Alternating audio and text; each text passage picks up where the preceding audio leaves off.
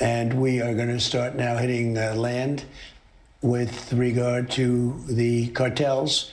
The cartels are running Mexico. It's very, very sad to watch and see what's happened to that country, but the cartels are running and they're killing 250, 300,000 people in our country every single year. The drugs, it's horrible. It's devastated families. You know, you lose a child or a parent. I mean, parents are dying. Okay, so the White House just announced something that has sent shockwaves through every capital in the world right now. We're talking about a full-blown international crisis that's unfolding in real time as we speak. President Trump just authorized military strikes on Mexican territory. And I'm not talking about some limited drone operation or surgical strike against a single compound. This is a coordinated bombing campaign targeting what the administration is calling cartel infrastructure across multiple Mexican states. And the fallout from this decision is absolutely catastrophic. We're looking at the potential collapse of U.S.-Mexico relations, a humanitarian crisis on our southern border, international condemnation from allies who thought they'd seen everything, and a constitutional confrontation that could redefine the limits of presidential war powers for generations. This isn't just another controversial Trump decision. This is the kind of moment that historians will point to as a turning point, and not in a good way. Now, before we go any further, I need to say something really important. You can't really trust mainstream media anymore.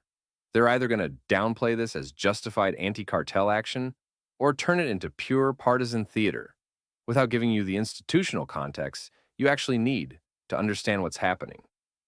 That's why we built US Power Alert, to bring you real stories, real context, and no corporate spin. If you want to stay ahead of the headlines and understand what's really going on behind the closed doors of power, make sure you subscribe to the channel right now. We bring the news straight to you every single day, breaking down the decisions that shape your life, your economy, your security, and your future. Just hit the subscribe button below to join us. And if you want to support this work and be part of a community that truly cares about the truth, this is your moment. Subscribe, turn on notifications, and drop a comment below, telling us what you think about this absolute crisis. Here's what happened. Early this morning, U.S. military aircraft launched strikes on targets in the Mexican states of Sinaloa, Jalisco, and Michoacán. According to the White House, these were precision strikes against cartel command centers, drug production facilities, and what they're calling terrorist infrastructure operated by the Sinaloa Cartel and the Jalisco New Generation Cartel. The administration is framing this as an extension of counterterrorism operations, using the same legal framework that has justified strikes against ISIS, al-Qaeda, and other designated terrorist organizations. President Trump went on Truth Social immediately after the strikes and posted, "The cartels have killed more Americans than any terrorist organization in history. They are a clear and present danger to our national security. Today, we sent a message. America will no longer tolerate narco-terrorism on our doorstep. We will protect our citizens by any means necessary." But here's the problem. Mexico is not Syria. Mexico is not Yemen. Mexico is not some failed state where the United States can claim there's no functioning government to provide security. Mexico is a sovereign nation, a major trading partner, a NATO global partner, and a country with a democratically elected government that was absolutely not consulted about these strikes. Mexican President Claudia Sheinbaum held an emergency press conference within hours, and her response was nothing short of a complete diplomatic break. She called the strikes an act of aggression, a violation of Mexican sovereignty, and an illegal use of force that Mexico will not tolerate. She announced the immediate suspension of all security cooperation with the United States, the recall of Mexico's ambassador from Washington, and the filing of a formal complaint with the United Nations Security Council and the International Court of Justice. She also made it clear that Mexico reserves the right to defend its territory and that the Mexican military is on high alert. Let me repeat that. The Mexican military is on high alert in response to American military action. We are talking about the potential for armed conflict between the United States and Mexico, something that hasn't happened since the 1840s. And it gets worse. The strikes were not as surgical as the White House is claiming. Early reports from Mexican authorities and journalists on the ground indicate significant civilian casualties. We're talking about residential areas hit, a local market destroyed, and at least 24 civilians killed, including children. The images coming out of Culiacan are absolutely devastating. You've got families digging through rubble, hospitals overwhelmed with casualties, and Mexican citizens who are understandably furious that their country was just bombed by the United States without warning, without consultation, and without any accountability. The administration's response to these reports has been essentially to deny them, claim that Mexican authorities are exaggerating, and insist that all strikes hit legitimate military targets. But that's not flying internationally. The European Union has issued a statement expressing grave concern about the strikes and calling for an immediate de-escalation. The United Nations Secretary General has called for restraint and dialogue. Even Canada, America's closest ally, has put out a statement saying they were not consulted and that they believe military action should only be taken with the consent of the Mexican government or under a clear UN mandate. Now, let's talk about the legal justification the White House is using, because this is where things get really dangerous from a constitutional and international law perspective. The administration is claiming that these strikes fall under the 2001 authorization for use of military force, the AUMF that was passed after 9/11 to go after al-Qaeda and associated forces. The argument they're making is that the cartels meet the definition of a terrorist organization, that they pose an imminent threat to U.S. national security, and that because the Mexican government has been unable or unwilling to neutralize this threat, the United States has the right to act in self-defense under Article 51 of the UN Charter. This is an absolutely massive stretch of both domestic and international law. The 2001 AUMF was designed to target the specific organizations responsible for the September 11th attacks and groups directly affiliated with them.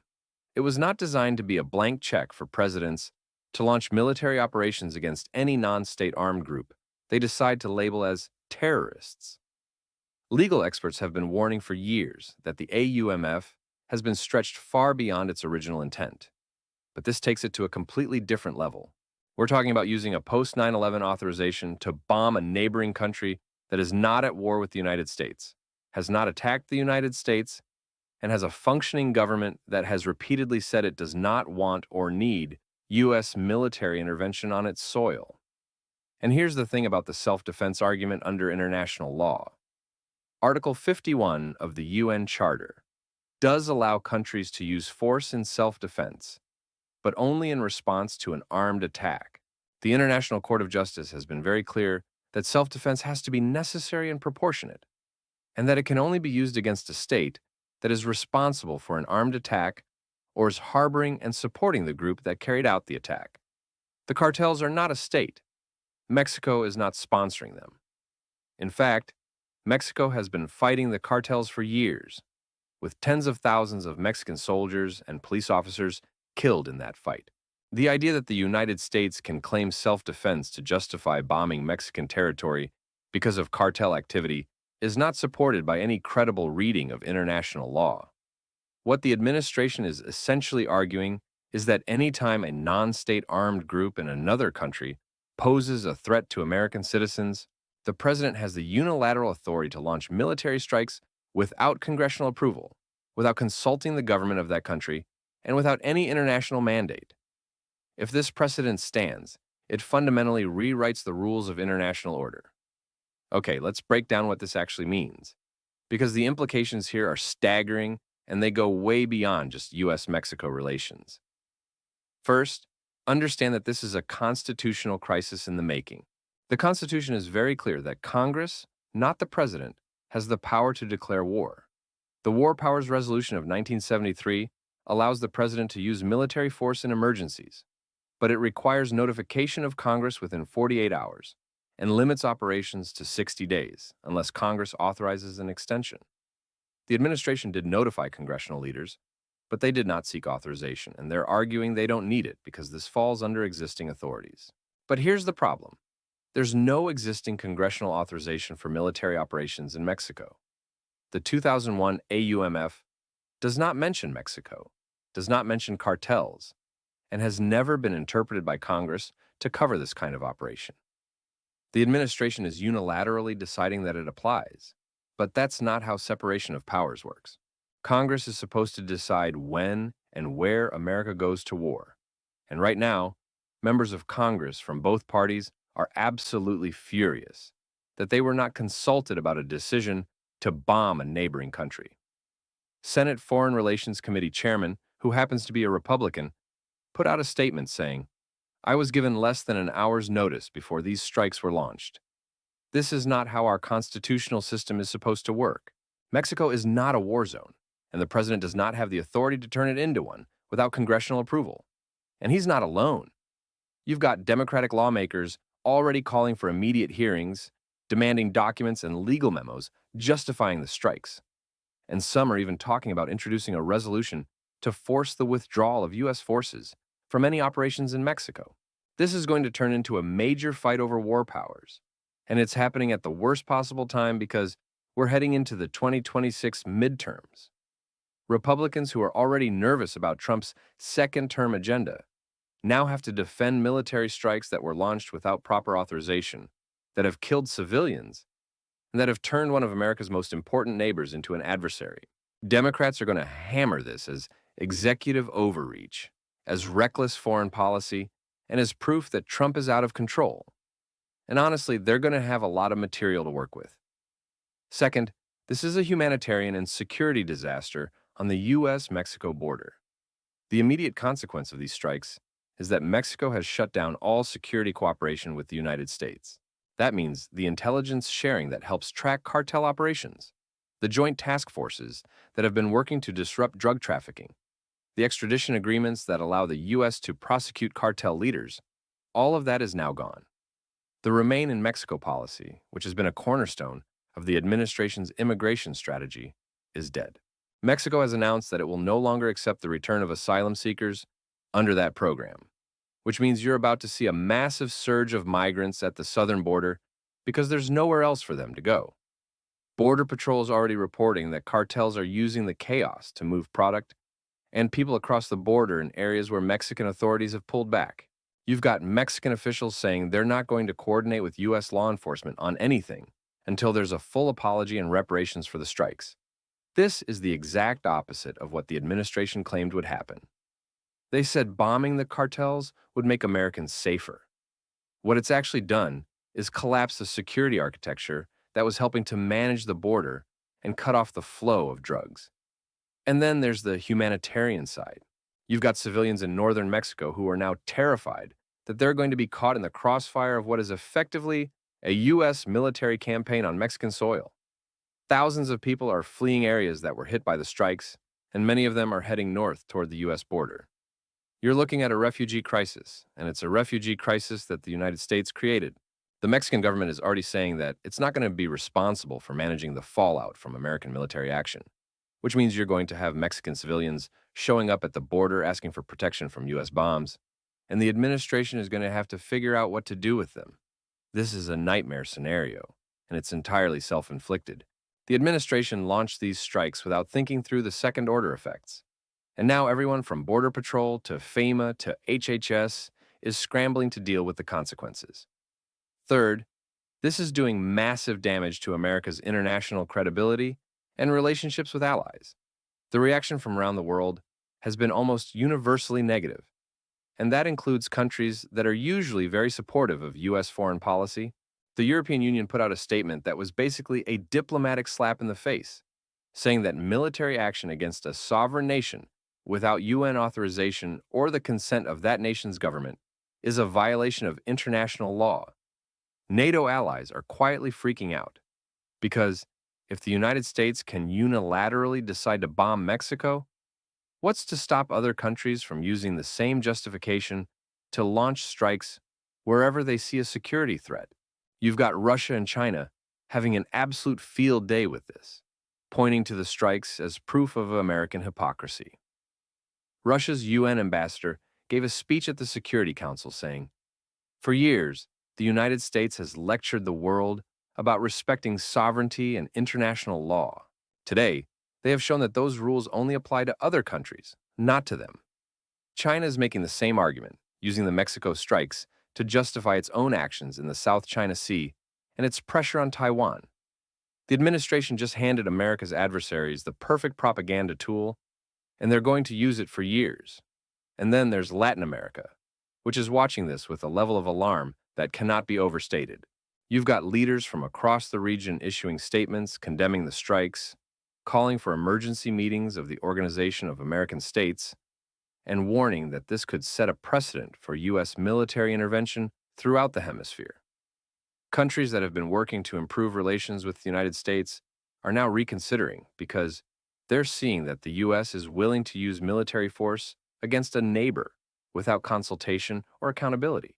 Brazil, Argentina, Colombia, Chile. These are countries that the United States needs as partners on everything from trade to security to climate change, and right now, they're all questioning whether they can trust Washington. The administration is trying to do damage control, sending envoys to reassure allies that this was a one-time operation targeting a specific threat, but nobody's buying it. Once you cross the line of bombing a neighboring country, you can't uncross it. The trust is broken, and it's going to take years, maybe decades, to rebuild. Fourth, the economic fallout from this is going to be brutal. Mexico is America's largest trading partner. We're talking about more than $700 billion in trade every year. The U.S.-Mexico-Canada Agreement, the USMCA, which Trump himself negotiated and held up as one of his signature achievements, is now in jeopardy because Mexico is threatening to suspend compliance with key provisions. You've got American companies that rely on supply chains running through Mexico absolutely panicking right now. Auto manufacturers, tech companies, agriculture, energy, all of these industries depend on the ability to move goods and components back and forth across the border, and that entire system is now at risk. Mexico has already announced that it's imposing new inspections on all U.S. goods entering the country, which is going to slow down trade and cost American businesses billions of dollars. There's talk in Mexico City about retaliatory tariffs, about restricting energy exports to the United States, and about canceling contracts with American firms. The peso has crashed.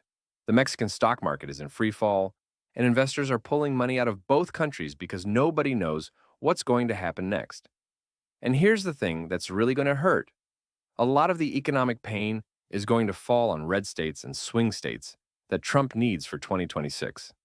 Texas has more trade with Mexico than any other state. If that trade gets disrupted, you're talking about job losses, business closures, and economic pain in communities that voted for Trump. Arizona, New Mexico, California, all of these states have economies that are deeply integrated with Mexico, and they're all about to take a hit. Agricultural exports to Mexico, which are worth tens of billions of dollars, are now in jeopardy because Mexican buyers are looking for alternative suppliers. You've got ranchers, farmers, and small business owners in border states who are trying to figure out how they're going to survive if the Mexican market disappears.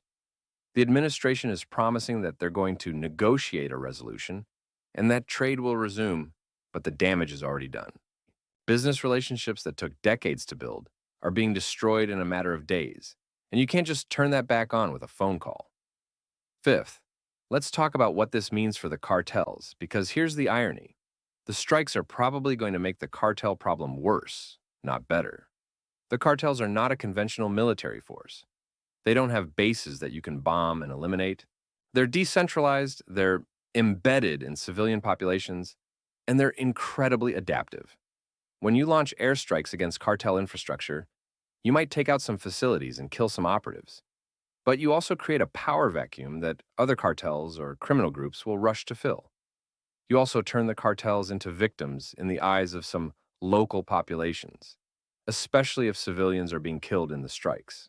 There are already reports of protests in Mexico with people holding signs that say, "America is the real terrorist," and "Stop bombing our country." The cartels are going to use this for recruitment, painting themselves as defenders of Mexican sovereignty against American aggression. You're giving them a nationalist narrative that they can exploit, and that's incredibly dangerous. And then there's the retaliation factor. The cartels are not going to just sit back and accept being bombed. They have the capability to strike back, and they have a lot of ways to do it. You could see an increase in attacks on U.S. citizens in Mexico, on American businesses, on U.S. diplomatic facilities. You could see the cartels ramping up violence on the U.S. side of the border. targeting border patrol agents, local law enforcement, or even civilians. They could flood the U.S. market with fentanyl as a way of punishing the American public for supporting the strikes. The cartels operate with a logic of revenge and deterrence, and when you hit them with military force, they're going to hit back. The administration is acting like this is a conventional war where you bomb the enemy and they surrender. But that's not how this works. This is an asymmetric conflict, and the cartels have a lot of tools to make Americans pay for these strikes. Sixth, this is a major precedent for executive power that should terrify everyone regardless of party. If President Trump can unilaterally decide to bomb Mexico without congressional authorization, without a UN mandate, and without the consent of the Mexican government, then what's to stop future presidents from doing the same thing in other countries? What's to stop a future president from deciding that Canada is harboring terrorists and needs to be struck? What's to stop a future president from launching strikes in Central America, South America, the Caribbean? The legal framework that the administration is using here is so broad that it could justify military action almost anywhere, and that fundamentally breaks the constitutional system of checks and balances. Congress is supposed to be the branch that decides when America goes to war. The founders designed it that way specifically to prevent presidents from dragging the country into conflicts without public debate and democratic accountability. But if this precedent stands, if the administration gets away with claiming that the 2001 AUMF covers military operations in Mexico, then we're living in a different constitutional order, where the president has essentially unlimited war powers. And here's what makes this even more dangerous. This is happening in an election year. You've got midterms coming up in November 2026, and the administration is facing tough races in the House and Senate.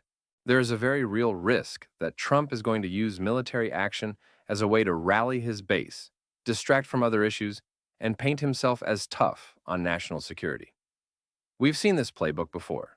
When presidents are in political trouble, they often turn to foreign policy and military action to change the narrative.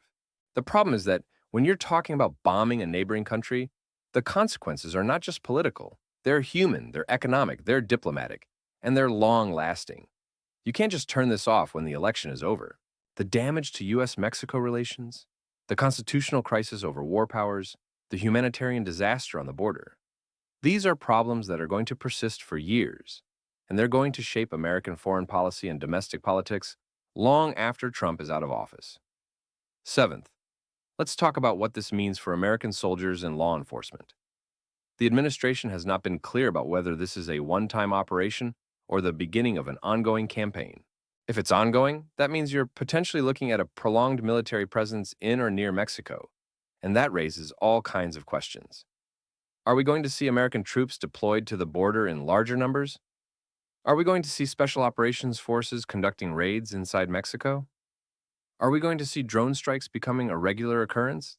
And if the answer to any of those questions is yes, then you're talking about putting American service members in harm's way in a conflict that has no clear end state, no exit strategy, and no international legitimacy. The cartels are not going to surrender.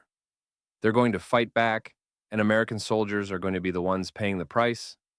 And then there's the impact on Border Patrol and local law enforcement in border states. These are the people who are going to have to deal with the immediate fallout from the strikes. The surge in migration, the increase in cartel violence, the collapse of cooperation with Mexican authorities. They're already understaffed, underfunded, and overwhelmed, and now they're being asked to manage a crisis that the federal government created. You've got Border Patrol agents saying off the record that they were not consulted about the strikes, that they're furious about the decision, and that they have no idea how they're supposed to do their jobs now that Mexico has cut off all cooperation. This is what happens when you make major national security decisions without thinking through the operational realities on the ground. You end up with chaos, and the people who pay the price are the ones who are trying to keep the country safe. Eighth, there's the question of what happens next in terms of Mexico's response. President Sheinbaum has made it very clear that Mexico is not going to just accept this, and she has options.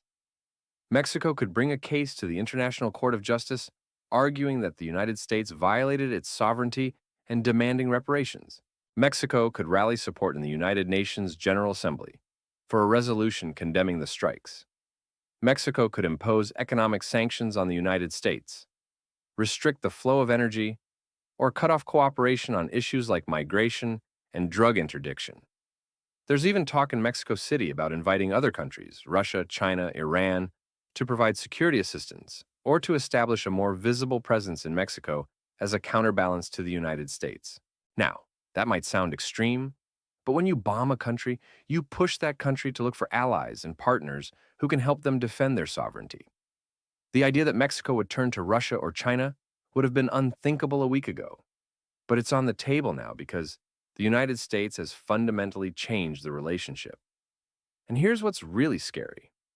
Mexico has options for asymmetric retaliation that could cause serious pain for the United States. Mexico could decide to stop cooperating on border security entirely, effectively opening the floodgates for migration. Mexico could stop sharing intelligence on cartel operations, making it much harder for the U.S. to track and disrupt drug trafficking. Mexico could impose restrictions on U.S. businesses operating in Mexico, forcing American companies to choose between the Mexican market and compliance with U.S. policy. Mexico could weaponize the USMCA, threatening to withdraw unless there are major concessions from the United States. The Mexican government has leverage, and they're going to use it. The administration seems to think that because the United States is more powerful militarily and economically, Mexico will eventually back down and accept what happened. But that's a massive miscalculation. Mexico is a proud country with a long history of resisting foreign intervention, and the political cost for Sheinbaum of being seen as weak in the face of American aggression would be enormous. She has every incentive to stand firm, and that means this crisis is going to get worse before it gets better. Ninth, the political fallout in the United States is going to be massive. You're already seeing a split within the Republican Party between the MAGA wing that supports the strikes and sees them as a strong response to the cartel threat, and the more traditional national security Republicans who are horrified by what just happened. You've got senators like Lindsey Graham and Tom Cotton defending the strikes, saying that the cartels are a national security threat and that Trump did what needed to be done. But you also have Republicans like Mitt Romney and Susan Collins expressing serious concerns about the lack of congressional authorization, the civilian casualties, and the damage to America's alliances. This is going to be a defining issue in the 2026 primaries, and you're going to see Republican candidates forced to take a position on whether they support bombing Mexico without congressional approval. That's not an easy question, and it's going to split the party. On the Democratic side, this is going to be a unifying issue in a way that very few things are. You've got progressive Democrats who are already calling for Trump's impeachment over the strikes, arguing that launching an unauthorized war is a high crime and misdemeanor. You've got more moderate Democrats who are focusing on the constitutional issues and the damage to America's international standing. But across the board, Democrats are going to use this as evidence that Trump is dangerous, that he's willing to ignore the Constitution, and that he cannot be trusted with the powers of the presidency. This is going to dominate the midterm campaign, and it's going to be incredibly effective because it's not a partisan issue. It's a question of whether the president has the authority to unilaterally start a war. Polls are already showing that a majority of Americans do not support the strikes, especially once they learn about the civilian casualties and the damage to U.S.-Mexico relations. The administration is betting that they can sell this as tough on cartels and tough on drugs. But the more people learn about what actually happened, the worse it looks. 10th, let's talk about the long-term damage to the U.S.-Mexico relationship, because this is something that's going to outlast this administration. The United States and Mexico have had a complicated relationship for more than a century, but there has always been a recognition that the two countries are neighbors, that they share a border, and that they have to find ways to work together. That understanding is now broken. The trust that took decades to build has been destroyed in a single day, and it's going to take a generation to rebuild it, if it can be rebuilt at all. Mexican citizens are going to remember that the United States bombed their country. Mexican politicians are going to campaign on standing up to American aggression. The next Mexican president, whoever that is going to be under enormous pressure to take a hard line against the United States, because no Mexican politician can afford to be seen as soft on a country that just killed Mexican civilians. And this isn't just about the government-to-government relationship. This is about people-to-people ties, business relationships, cultural exchanges, all of the things that make the U.S.-Mexico relationship work on a daily basis. You've got millions of Americans with family ties to Mexico, millions of Mexicans with family ties to the United States, businesses on both sides of the border that depend on cooperation and trust. All of that is now poisoned by the memory of these strikes. You're going to see protests, boycotts, calls to cut ties with American businesses and institutions. The soft power that the United States has built in Mexico over decades is evaporating, and you can't get that back with a policy change or an apology. Once you cross the line into military action, the relationship is fundamentally different. So here's the bottom line. President Trump just launched military strikes on Mexico, a sovereign nation, a major trading partner, and a neighbor that the United States shares a 2,000-mile border with. He did it without congressional authorization, without a UN mandate, without the consent of the Mexican government, and without thinking through the consequences. The result is a full-blown international crisis, a constitutional confrontation over war powers, a humanitarian disaster on the southern border, massive economic fallout, and the collapse of one of America's most important bilateral relationships.